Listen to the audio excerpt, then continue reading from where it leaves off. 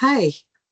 Hi, folks. So thank you for joining me today. My name is Glunhirat Jeze John, and I am here with Beverly Scow, the Executive Director of Wise Women Gathering Place.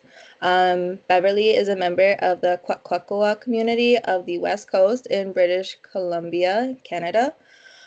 So Beverly is going to be helping me talk about Wise Women Gathering Place today and what they do, their mission, and who they serve. Um, so without further ado, I'll pass that over to Bev a little bit to give some introduction about herself and we'll kind of go from there. Thank you. Um, I've been a part of Wise Women Gathering Place for since we began at Alice Skinador's kitchen table. And we were just starting to learn about home birth midwifery. But as time passed, she had the opportunity to create a nonprofit organization and shift from um, what we traditionally understand midwives to do as catching babies, but to embrace what the midwives' role has been in our communities from cradle to grave support of family wellness, our role as community midwives, supporting wellness in the whole spectrum. And so it's been an amazing journey walking alongside with Alice Genador, our founder, and she retired a couple years ago, and the board offered me the executive director position. So it's been a couple years now with myself being in that role for Wise Women Gathering Place. So when you talk about founding, what year was it that Wise Women really began to get together? And then what year did the nonprofit open its doors? Sure, Alice moved to town in Oneida about 1992 and began the women's circles at her table, a kitchen table on Mondays soon after. And in 1998, we incorporated as a formal organization, and we had some Ford Foundation grant that supported our work as home birth midwives. In fact, my first kit who become my own home birth midwife came through other small grants at that time. And then Ford Foundation gave her 50,000 a year to expand, to formalize as an organization and to write the grant they just gave her and to walk her through how to become incorporated as a nonprofit. And around that time, she had been, one day everyone came to the table with a relationship crisis. And out of that emerged a healthy relationship program called Discovery Dating. By then, we'd already incorporated and had our public office, and I'd come in and she'd been there all night and just really moved by what happened the day before. I happened to miss that meeting and um, wanted to create a tool to help people avoid um, the heartache when our relationships don't align, and how to support healthy relationships. So out of that inspiration, she'd been there all night and was writing on the board. Um, and then we were able to get some grants around that, using that healthy relationship tool in the schools and with community members. So we got our first grant in the schools about 2000 with our healthy relationship program. And from around then, we had 5 to 8 staff for our first 15 years as an organization. And along the way, we got the domestic violence. Um, they invited us to be part of the Oneida Domestic Violence Coordinated Community Response Team to help them address preventing violence in relationships. And so that opened up um, some more partnerships with community, with Oneida and other agencies. So we're in the schools, but also providing workshops and services with Oneida Nation, and uh, and then started getting our own federal grants about 2007.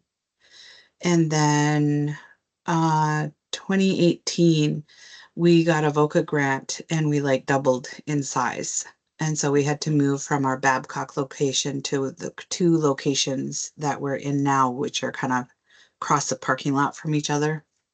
Mhm. So we currently have 26 staff now, but our first 15 years, we had 5 to 8 staff, mostly working in the schools with our healthy relationship program. Mhm.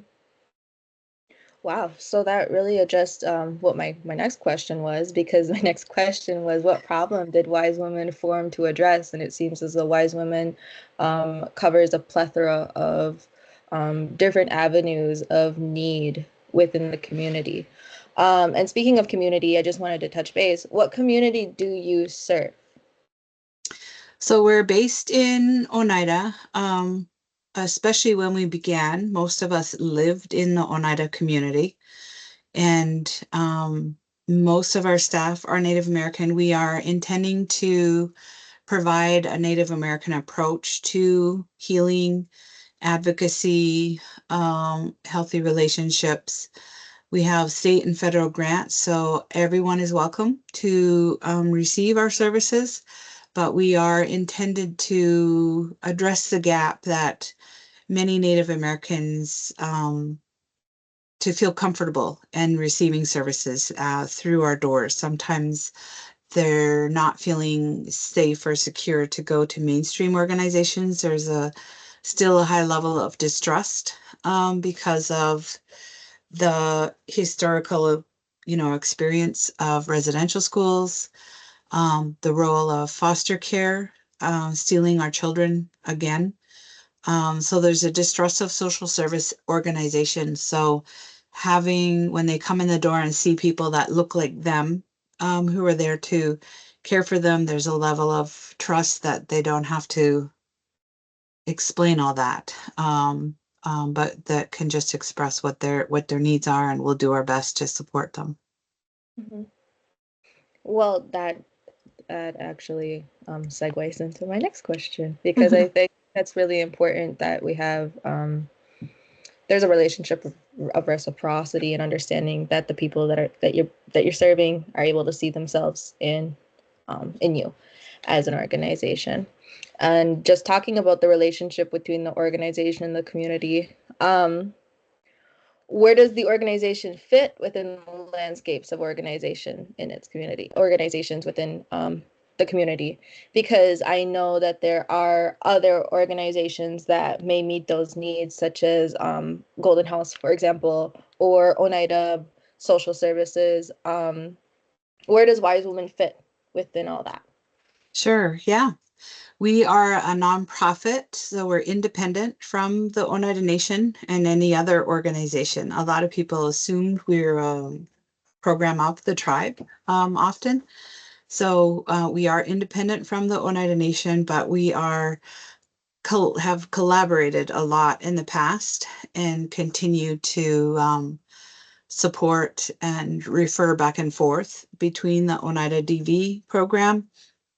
We're active members in the Oneida Coordinated Community Response to address domestic violence, sexual assault, elder abuse, and um, children. I'm not sure if we think there's a separate committee that's working on um, how we collaborate and to meet children's needs in the Oneida community. So we're very thankful for that. We have Oneida has Oneida Small Business Loan. And as a grassroots community organization, we do not have like relationships with deep pocket donors in the Green Bay area.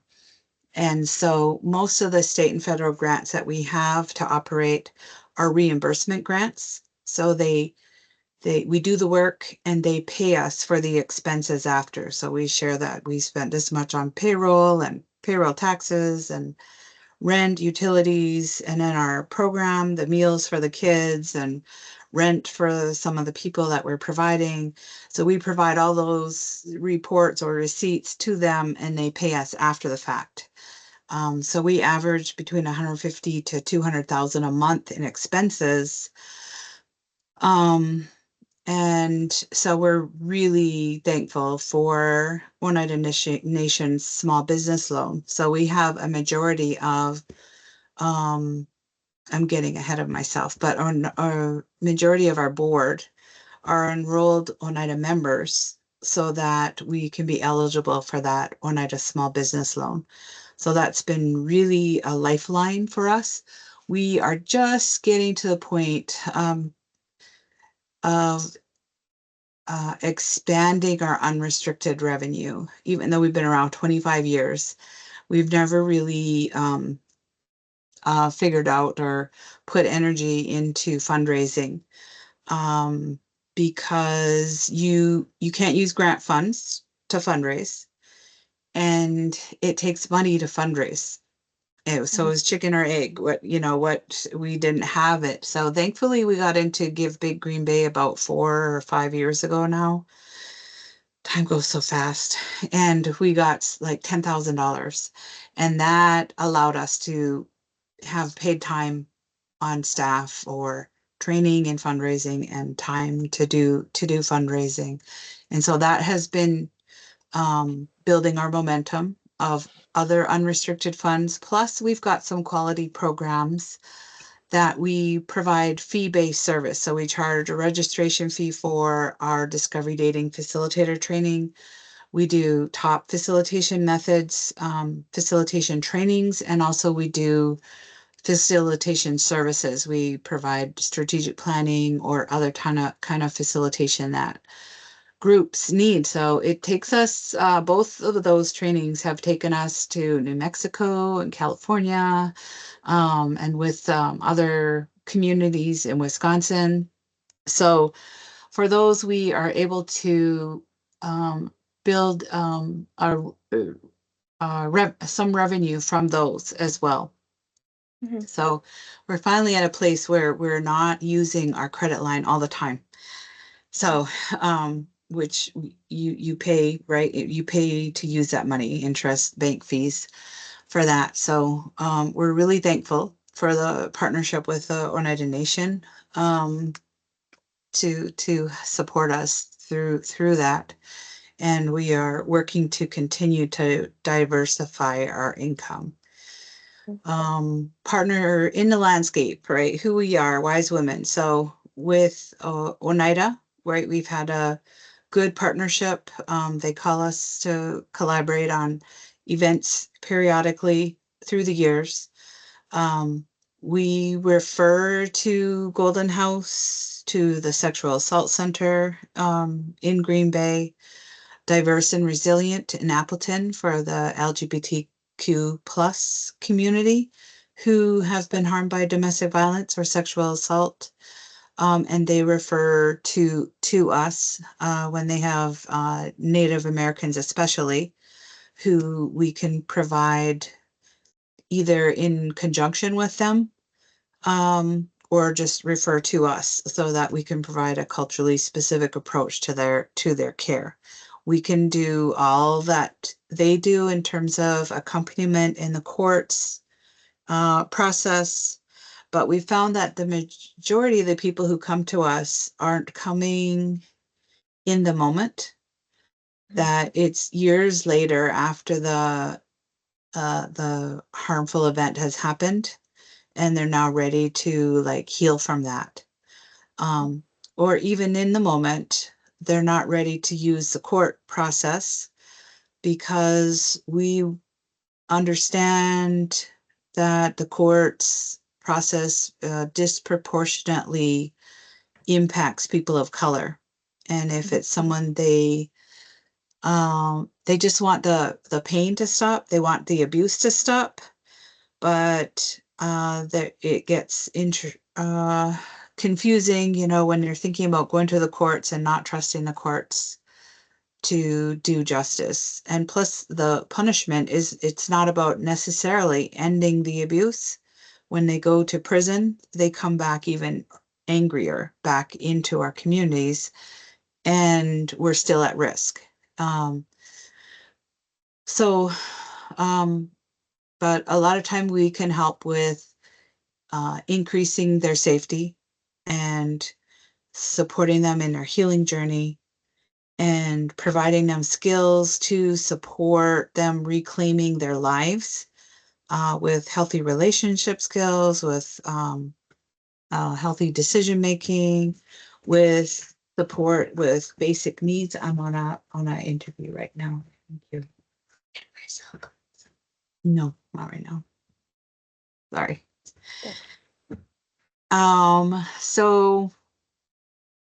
So we've had built a good relationship in the state. The state coalitions, the End Domestic Abuse Wisconsin is a state coalition for DV agencies, and Wisconsin Coalition Against Sexual Assault is a state coalition for sexual assault agencies.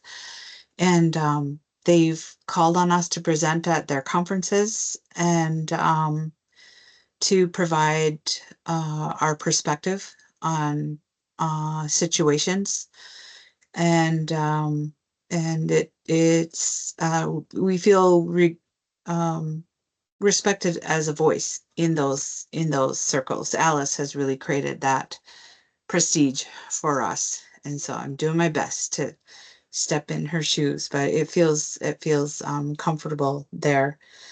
Um, yeah, and then there are the tribes have their own domestic violence and sexual assault service groups across Wisconsin, and we get to interact with them um, as well at times, mostly at the state directors meeting.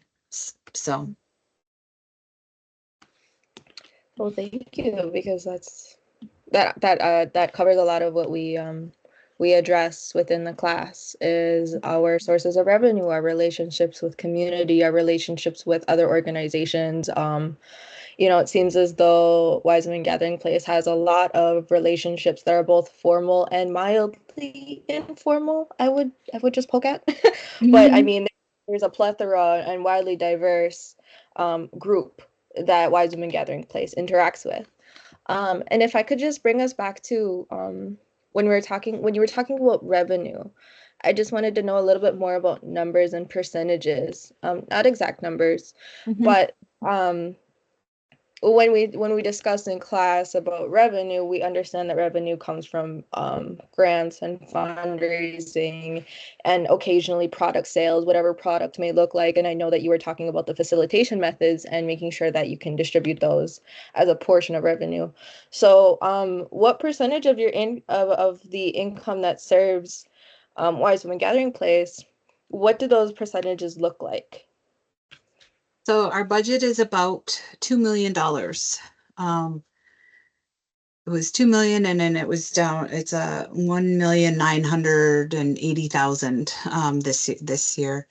So 98% of our funds are federal and state grants. So it's the uncertainty right now with the national landscape has us kind of precarious and really watching the news and watching our emails right now. We've been working on, deepening. Like we had a profit of about 100,000 from our fee-based services last year, and or the year before, and 30 this past year. So we are, um, which is allowing us to use that interest, the credit line less. So our whole goal is to continue to try and grow that. Ideally would be to have like 3 months in the bank of operating expenses. We're not there yet, but we're headed in the right direction. So I'm happy for that. There's been a VOCA decrease in VOCA funds about 4 years ago, and it has motivated, it's impacting all the agencies actually across the country. It's a federal program.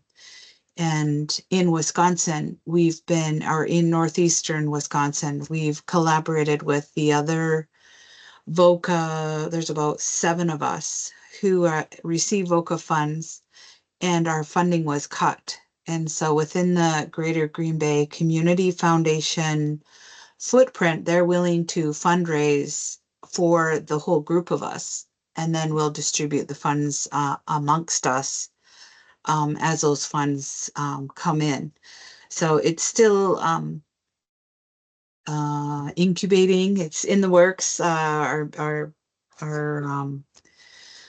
logo we've got in place and website, so they're going to be launching it soon, and we're really excited about that. And the good part is deepening our collaboration with the other DV and sexual assault agencies in the area. So hardship, but good connections, deepening of relationships are happening. So that's good.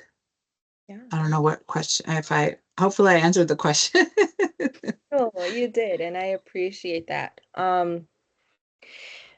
That covered my question a lot. I think, at least for myself as a student, I didn't really understand the percentages wise because it looks different from organization to organization. Yeah. So that helped me a lot personally.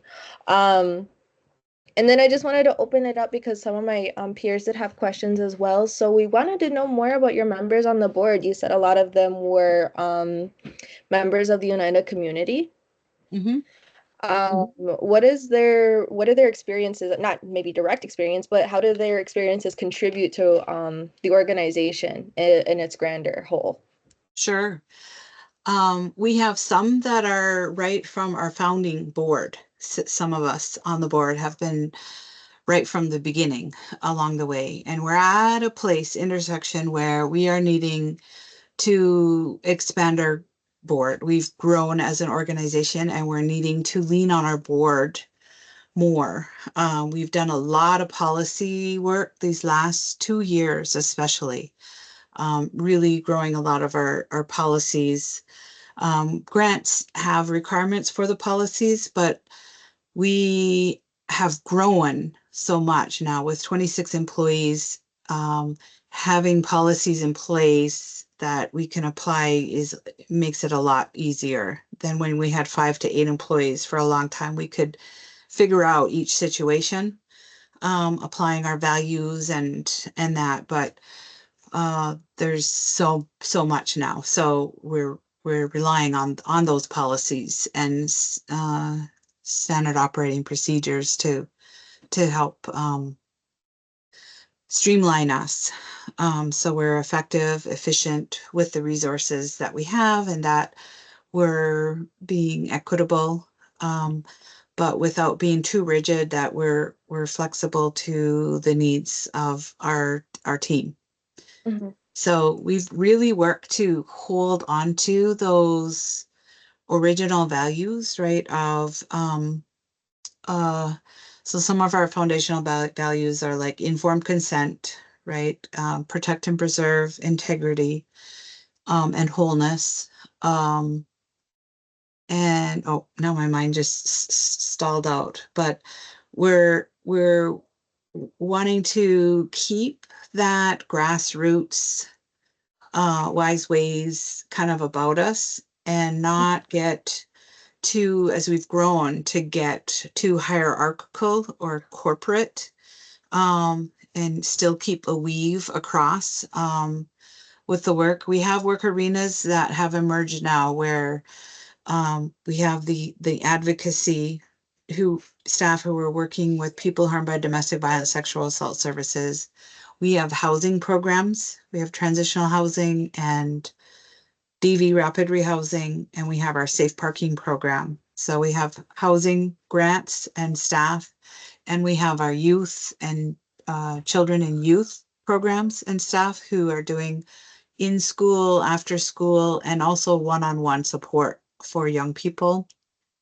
Mhm. And then we have our fee-based contract services where we offer to the public the top facilitation trainings and services and the discovery dating facilitator training. Um, and then our admin team who are trying behind the scenes, right? Paying the bills and getting reimbursements from the grants, making sure our reports are in, writing the grants, um, all of that. So Mhm. yeah.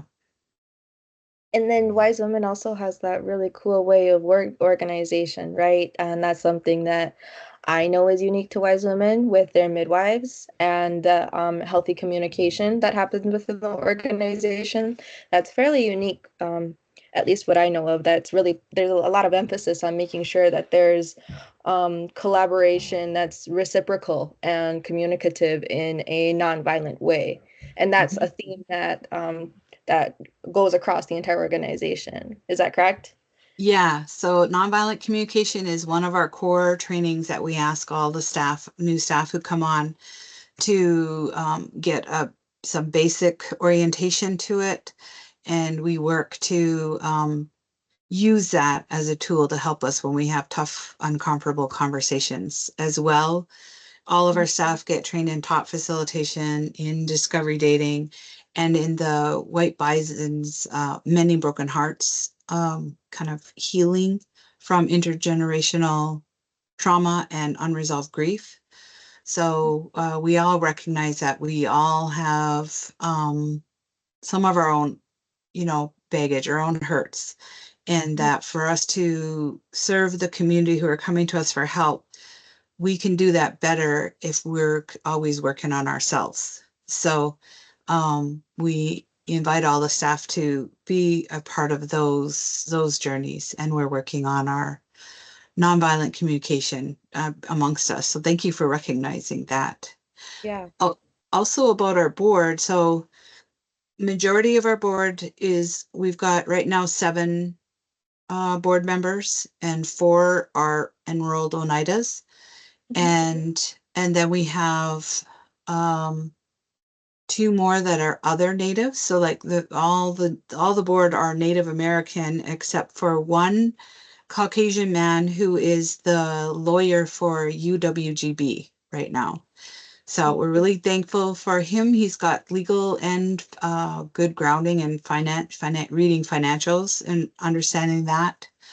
A lot of our board in the past and current have a lot of social work background. So they've been really great in helping us with the policies that we need to have in place that are social worky type policies for our grants. We are looking to recruit more people onto our board. We can have up to 11. So we are definitely looking to expand our board and include people who have experience with fundraising, um, um, accounting. An accountant would be great just to have another set of eyes on our books. We do have an accounting consultant. We have in-house staff that does our accounting, but we hire an external accountant to kind of make sure we're following GAP uh, um, guidelines, right? So we're ready for audit. We have audit every year. And so those things, plus, a lot of nonprofits in other nonprofits, they have on their boards people from all the different corporations in Green Bay, which gives them an in for like sponsorships for their fundraisers and things like that. And we don't have those kind of relationships that that could give us some insight. So we're looking to expand that. I did join Leadership Green Bay in 2014 with Mhm. that intention to build relationship with the Green Bay area community, businesses and stuff to see how we could recruit people to our board. And it turned into more of having to be a voice for Native Americans at the table than for what the reason I was hoping to go there for. So it's still, I'm glad we did it. Um, and I did get some long-term relationships out of that experience. Um, but yeah, we're definitely ready to expand. It's a careful balance because we've got a representative right now on our board. So right now they support all of like the intention and mission and values of our work. And Mhm. so we want to make sure we have a balance and that it doesn't get too much outside perspectives that could shift, right? The coreness of our values as Wise Women Gathering Place.